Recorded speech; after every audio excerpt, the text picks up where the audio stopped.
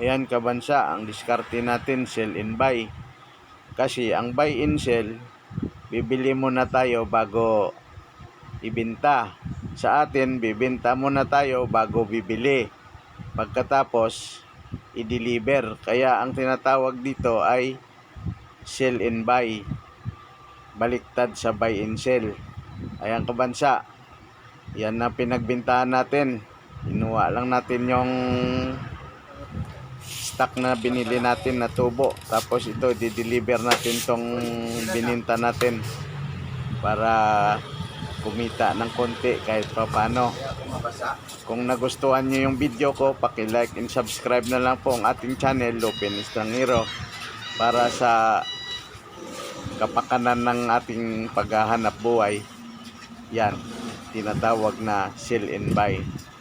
Thank you, be safe and good luck. Bye-bye.